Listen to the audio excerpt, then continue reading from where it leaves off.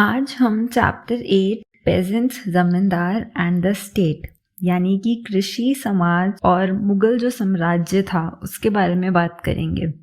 इस चैप्टर में हम ये देखेंगे कि कैसे 16th एंड 17th सेंचुरी के बीच में 85% पॉपुलेशन जो इंडिया की थी वो विलेजेस में रहा करती थी। तो लोग खेती किया करते थे और लोगों के राज्य यानी कि जो वहाँ के राजा थे, मुगल एम्परर्स, उनके साथ कैसे रिलेशंस थे, हम इन सब चीज़ों की इस चैप्टर में बात करेंगे। तो बिना टाइम वेस्ट किए वीडियो को शुरू करते हैं।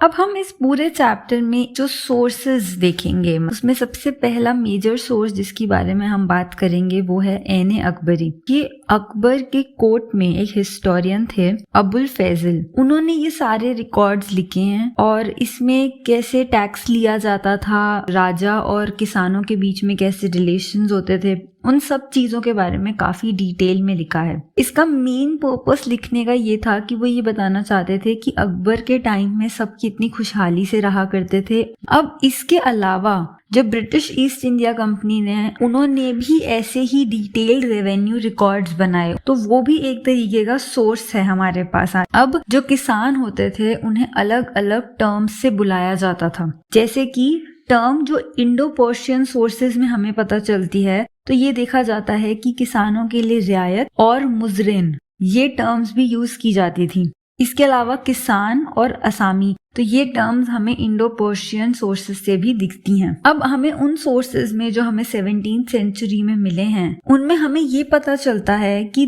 दो तरीके के किसान हुआ करते होंगे। पहले खुद काश्ती और दूसरे पही काश्ती। खुद काश्ती को आप खुद से याद रखना, उन लोगों के पास खुद का लैंड हुआ करता था, अपने ही लैंड पे वो लोग खेती किया करते थे और अपनी ही विलेज में रहते थे। जो पही काश्ती होते थे वो किसी और गांव में जाते थे या किसी और की जमीन पे वो लोग खेती किया करते थे। अब जो पही काश्ती हैं जिन्होंने अपना गांव छोड़ के किसी और के गांव में जाके वहां पे खेती करना, किसी और की जमीन पे खेती करना, वो लोग ये काम क्यों करते होंगे? तो इसके दो रीजन समझ आते हैं। पहला तो ये हो सकता है कि जिस एरिया में वो रहते थे वहां पे टैक्स यानी कि कर इतना ज्यादा होता था कि वो लोग उन्हें दे ही नहीं पाते थे। दूसरा जो माना जाता है कि उनको मजबूरी में जाना पड़ा कि वहां पे कोई ऐसी महामारी फैल गई या ऐसी कोई नेचुरल कैलेमिटी आ गई, कोई बाढ़ आ गई, कोई सूखा पड़ गया कि अब वो वहां पे खेती नहीं कर पा रहे, तो उनको दूसरी जगह पे जाके खेती करनी पड़ी। तो ये दो रीजन समझ आते हैं।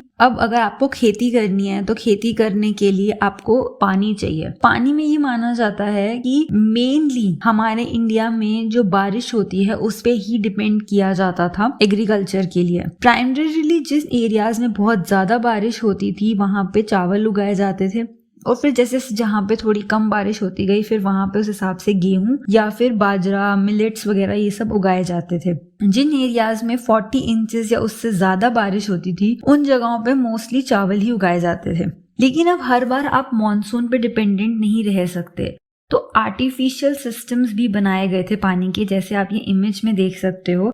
इसे पर्शियन व्हील या फिर राहट कहा जाता है। तो ये पानी का एक आर्टिफिशियल सिस्टम है। अब काफी जगहों पे नॉर्थ इंडिया में नहर यानी कि कैनाल्स भी बनाई गई ताकि पानी का प्रॉपर फ्लो होता रहे। अगर आप खेती की बात करो तो दो मेजर सीजन्स माने जाते हैं, खारिफ और rabi. Kharif crops autumn season और rabi crops spring season. Mostly minimum 2 crops यानी कि 2 फसला ग्रो की ही जाती थी और जहाँ पे बारिश बहुत ज्यादा अच्छी है और पानी का सप्लाई कंटिन्यूअस है तो 3 क्रॉप्स तक ग्रो की जाती थी। बात हमें ऐन अकबरी में भी पता चली है कि मुगल एम्पायर में जो आगरा में 39 वेराइटीज ऑफ क्रॉप और दिल्ली में 43 वेराइटीज ऑफ क्रॉप 2 सीजन में ही उगाई जाती थी।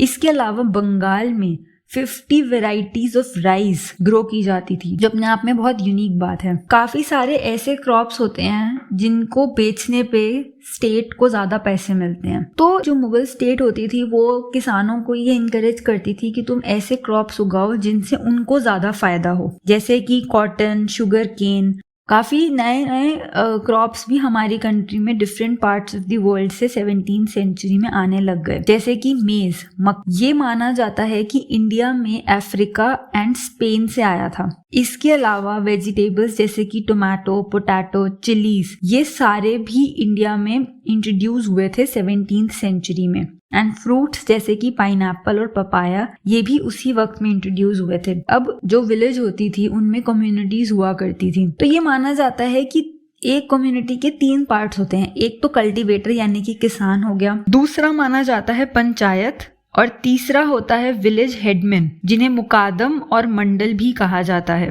अब पंचायत एंड हेडमैन, इसमें बेसिकली क्या हुआ करता था, जो भी विलेज के एल्डर पीपल हुआ करते थे यानी कि बुजुर्ग लोग होते थे, वो लोग इकट्ठे हुआ करते थे। एंड क्योंकि एक जगह पे हमारे देश में अलग अलग जातियां रहती हैं, तो ये देखा जाता था कि जो पंचायत होती थी उसमें भी अलग अलग जातियों के लोग इकट्ठे एक पंचायत में हुआ करते थे। पंचायत में एक हेडमैन यानी कि मुखिया हुआ करता था जिसे मुकादम और मंडल कहा जाता था।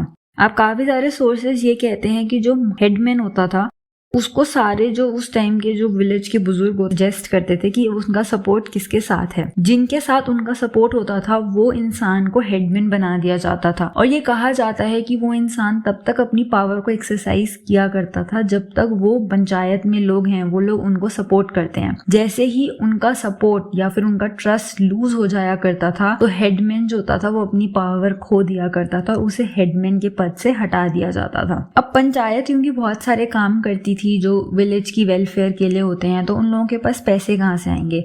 तो बेसिकली ये कहा जाता है कि जो वहाँ के कॉमन लोग हुआ करते थे वो लोग फाइनेंसेस को इकट्ठा किया करते थे और फिर उन फाइनेंसेस को यूज किया जाता था। अब पंचायत के जो काफी सारे फंक्शंस हुआ करते थे उसमें सबसे ज्यादा इंपॉर्टेंट फंक्शन ये हुआ करता था कि जो कास्ट बाउंड्रीज हैं अलग अलग कम्युनिटीज में वो अपहेल्ड रहें। पंचायत के पास ये भी अथॉरिटी हुआ करती थी कि वो लोग किसी पे भी फाइन यानी कि जुर्माना लगा सकते हैं, या फिर अगर किसी ने बहुत ज्यादा ही सीरियस कोई क्राइम कर दिया तो उसको उस जगह से निकाला भी दे सकते हैं कि तुम हमारे ये गांव को छोड़ के चले जाओ यहाँ से, ऐसे करके उनको पनिशमेंट्स भी दे सकते हैं, उनके पास ये राइट था। अब हमने देखा कि कैसे काफी सारे लोग तो खेती ही किया करते थे, तो खेती के अलावा कुछ लोग कारीगर भी हुआ करते थे। हाई एज 25% ऑफ जो लोग थे वो कारीगर थे, लेकिन ये कहा जाता है कि कारीगरों में और किसानों में अंतर करना मुश्किल है। ऐसा इसलिए कहा जाता है क्योंकि दोनों ही ऐसे टास्क परफॉर्म करते हैं जिनसे आपको लगेगा ही नहीं कि ये किसान है या कारीगर हैं। आर्टिसंस जैसे कि पॉटर्स, ब्लैक स्मिथ यानी कि लोहार, carpenter, barber, even gold Smith, ये सब स्पेशलाइज सर्विसेज प्रोवाइड किया करते थे। तो अब ये लोग सर्विसेज देते थे। तब ये माना जाता था कि जो भी गाँव में खेतों में सामान उगा करता था तो उसके बदले में उन्हें वो सामान दिया जाता था। और कुछ जगहों पे ये भी माना जाता है कि कहीं कहीं पे उनको जो ऐसी जमीन है जो बंजर है जिस पे खेती नहीं हो सकती वो इन कारीगरों को दे दी जाती थी। ब्रिटिश ऑफिशियल्स ये मानते हैं कि 19th सेंचुरी में जब उन लोगों ने एक एक जगह को देखा, रिकॉर्ड्स लिखे, सब कुछ, तो उन्होंने ये बताया कि गांव में लिटिल रिपब्लिक थी। ऐसा उन्होंने इसलिए बोला क्योंकि उन्होंने देखा जातियों को लेके और जेंडर यानी कि मेल फीमेल को लेके जो डिफरेंसेस थे वो बहुत ज्यादा डीप थे हमारे विलेजेस में। और उन्होंने ये भी कहा जो पावरफुल इंडिविजुअल्स थे यानी वो लोग जो वीकर सेक्शन हुआ करते थे उनको एक्सप्लॉइट करते थे। तो सबसे पहले हम वुमेन की ही बात करते हैं। तो ये माना जाता है कि खेतों में जो खेती किया करते थे उसमें मेन और वुमेन दोनों काम करते थे। जो वुमेन होती थी वो जो भी बीज लगाना और कोई भी जंगली घास उग गई उन सबको हटाना, हार्वेस्टिंग करना, वीड्स रिमूव करना, ये सब काम वुमेन किया करती थी। इसके अलावा आर्टिसनल टास्क यानी कि जो कारीगरों के काम हुआ करते थे जैसे एम्ब्रॉयडरी करना, स्पिनिंग द यार्न जैसे इस पिक्चर में वुमेन कर रही है, सभी फीमेल लेबरर्स ही किया करती थी। और उस वक्त ये देखा गया कि मैरिजेस जो रूरल कम्युनिटीज में होती थी उसमें एक पेमेंट ली जाती थी, ब्राइड प्राइस। तब डाउरी यानी कि दहेज सिस्टम ये सब नहीं था और उस टाइम पे रीमैरिज ये लेजिटिमेट यानी कि सही मानी जाती थी। जो हेड ऑफ द फैमिली होता था मेन, वो एक स्ट्रिक्ट कंट्रोल रखते थे उनके ऊपर। काफी बार ये भी देखा गया कि उनके साथ अच्छा बिहेव नहीं किया जाता था। अब हमने उन लोगों की बात की जो विलेजेस में रहा करते थे। के अलावा ऐसे भी लोग हुआ करते थे जो कि जंगलों में रहा करते थे, डेंस फॉरेस्ट। और ये माना जाता है कि एवरेज जो फॉरेस्ट था उस टाइम पे वो अराउंड 40% था। और जो लोग इन जंगलों में रहा करते थे, फॉरेस्ट ड्वेलर्स, उन लोगों को जंगली टर्म यूज की जाती थी उन लोगों के लिए। अब जंगली का मतलब ये नहीं था कि वो लोग गवार या अनसिविलाइज्ड हैं। जंगली एक जेन्युइनली बस टर्म उन लोगों के लिए यूज की जाती थी जो लोग जंगलों में रहते हैं। जो जंगलों में लोग रहते थे वो लोग कहते थे कि हम किस बात का टैक्स दें, ना हम तुम्हारी जमीन यूज करते हैं, ना हम उस पे कोई खेती करते हैं। तो वो लोग टैक्स देने से काफी बार मना कर दिया करते थे। तो अब उन लोगों को टैक्स यहाँ से मिलता नहीं था, तो पेशकश, इन लोगों पे पेशकश लेवी की जाती थी। इससे क्या हुआ करता था, जंगलों में हाथी मिल जाते हैं और हाथी उस वक्त लड़ाई के लिए सबसे इंपॉर्टेंट माने जाते थे। तो इन लोगों को कहा जाता था कि तुम लोग हमारी हाथी की जो रिक्वायरमेंट एलिफेंट्स की सप्लाई कंप्लीट कर दो, उसके बदले तुम्हें और कुछ नहीं देना पड़ेगा। अब जो फॉरेस्ट में फॉरेस्ट ड्वेलर्स रहा करते थे वो लोग वहां पे जो भी लोकल चीजें मिलती थी उन्हें यूज करके ही अपनी लाइफ स्पेंड करते थे। लेकिन धीरे धीरे क्या हुआ, उन चीजों की डिमांड इंक्रीज हो गई, कमर्शियल एक्सचेंज शुरू हो गया, वो चीजें बाहर बेची जाने लगी। हनी, बी वैक्स यानी कि मोम, गम लैक, इन सब की डिमांड बहुत ज्यादा बढ़ गई। तो फिर हमने ये देखा कि काफी सारी ट्राइब्स जो जंगलों में रहती थी, लोहानीज इन पंजाब, ये सब ओवरलैंड ट्रेड में पार्ट बन गए। विलेज में, कम्युनिटी में एक बिग मैन होता है, उसी तरीके से ट्राइबल्स में भी एक चीफ होता था उनका। अब जमींदार्स का क्या रोल हुआ करता था रूरल सोसाइटी में। तो जमींदार्स वो लोग होते थे जिनके पास जमीन हुआ करती थी और क्योंकि उनके पास एक अच्छी पावर होती थी, उनका सोशल स्टेटस काफी हाई माना जाता था। जो जमींदार्स होते थे उनके पास अपने पर्सनल लैंड हुआ करते थे जिन्हें मिल्कियत कहा जाता था, मतलब कि प्रॉपर्टी। वो लोग उस लैंड पे प्राइवेट यूज के लिए वहां पे खेती बाड़ी करवाया करते थे। कभी कभी वो लोग उन जमीनों को बेच दिया करते थे या फिर डोनेट कर दिया करते थे। जमींदार्स के पास इस बेसिस से भी पावर आया करती थी। कितनी बार वो लोग वहां पे टैक्स कलेक्ट करते थे। जमींदार स्टेट के बिहाफ पे, यानी मुगल एम्परर अकबर हैं, उनके बिहाफ पे वो लोग टैक्स कलेक्ट किया करते थे। दूसरा, वो लोग मिलिट्री रिसोर्सेज को भी कंट्रोल करते थे। काफी सारे जमींदार किले में रहा करते थे, आर्मी हुआ करती थी उनके पास। अब land revenue system, Mughal empire, अगर आप इस मैप में भी देखो तो मुगल एम्पायर काफी बड़े एरिया में था, तो उन लोगों को हर जगह से टैक्स लेना होता था। लाइक फिक्स अमाउंट डिसाइड किया जाता था जो टैक्स लिया जाता था। तर एक दीवान अपॉइंट किए गए थे जो कि इन पूरी चीजों का सुपरविजन किया करते थे। तो वो रेवेन्यू ऑफिशियल्स हुआ करते थे, वो लोग पूरा रिकॉर्ड रखते थे हर चीज का। जमा वो अमाउंट होता था जो वो असेस करते थे कि इस जमीन से इतना टैक्स उनको मिल सकता है। हासिल वो अमाउंट होता था जो उनको लगता, जो वो एक्चुअली कलेक्ट हुआ करता था। अब अमिल गुजार या रेवेन्यू कलेक्टर होता था, उनकी जो ड्यूटीज बताई गई हैं, तो ये कहा गया है कि वो जो वहाँ के कल्टीवेटर्स हुआ करते थे, किसान होते थे, उन लोगों से वो कैश में या फिर काइंड वो लोग रेवेन्यू लिया करते थे। अब मुगल एम्पायर के टाइम था, काफी बड़ा एम्पायर था, पावर भी थी, रिसोर्सेज भी थे। और ये माना जाता है कि जैसे जैसे ट्रेड एक्सपैंड हुआ नई नई जगहों पे, तो जो इंडिया से लोग सामान खरीदा करते थे उसके बदले वो उन्हें चांदी के सिक्के दिया करते थे।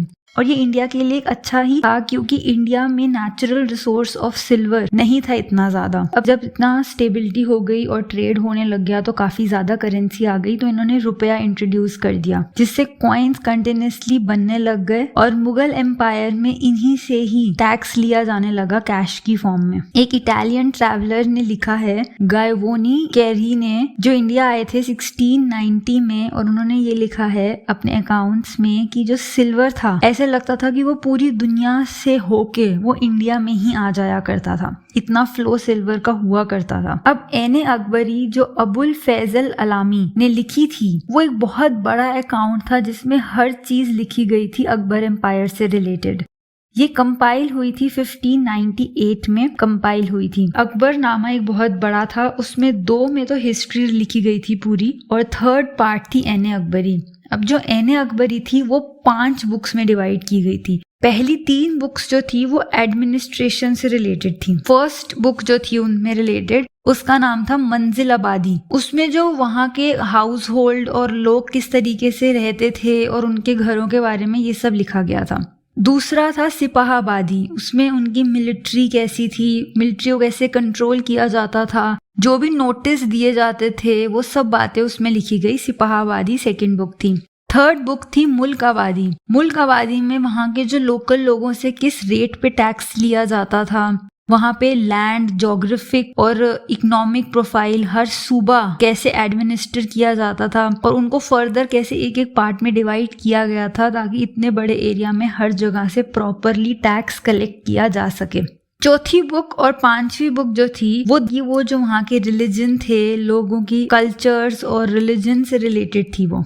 अब एने अकबरी में कुछ लिमिटेशंस भी थी। इसको अकबर ने ही स्पॉन्सर करवाया था, अकबर ने लिखवाया था, तो इसमें अकबर के अगेंस्ट या जो स्टेट है उसके जो रूल्स हैं उनके अगेंस्ट कुछ भी नहीं लिखा होगा। और दूसरा, ये जो पूरा ऑफिशियल पेपर वर्क था, ये पूरी जो मैन्युस्क्रिप्ट लिखी गई, इसे 5 बार रिवाइज किया गया था और काफी ध्यान से एक एक चीज को लिखा गया था, ठीक से कॉशियसली लिखा गया था। काफी सारे नंबर्स से रिलेटेड एरर्स भी मिलते हैं। टोटलिंग जो उन्होंने कर रखी थी उस वक्त, उन टोटलिंग्स में भी एरर दिखता है। एन में ये भी दिखता है कि हर जगह का डेटा बराबर से नहीं दिया हुआ। कुछ एरियाज के बारे में तो बहुत अच्छे से एक्सप्लेन किया गया है, लेकिन कुछ एरियाज से रिलेटेड हमें कम इंफॉर्मेशन मिलती है।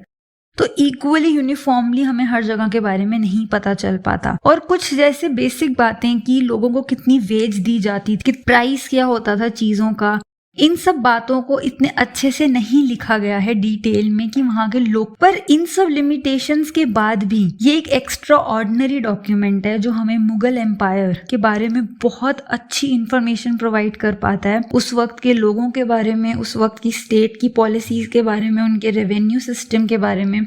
तो ये अपने आप में एक बहुत यूनिक लिखी गई चीजें हैं जो इतनी सारी लिमिटेशंस के बाद भी एक एक्सीलेंट मास्टरपीस ही कहा जाएगा एने अकबरी को। तो ये था आपका chapter 8 pageants, zamindars and state से रिलेटेड। इससे रिलेटेड 1 मार्कर MCQ क्वेश्चंस भी मैं डिस्क्रिप्शन बॉक्स में डाल दूंगी, तो आप वो भी चेक कर सकते हो। अगर आपको ये वीडियो अच्छी लगी तो वीडियो को लाइक और चैनल को सब्सक्राइब करना मत भूलिएगा। Thank you so much video को एंड तक देखने के लिए।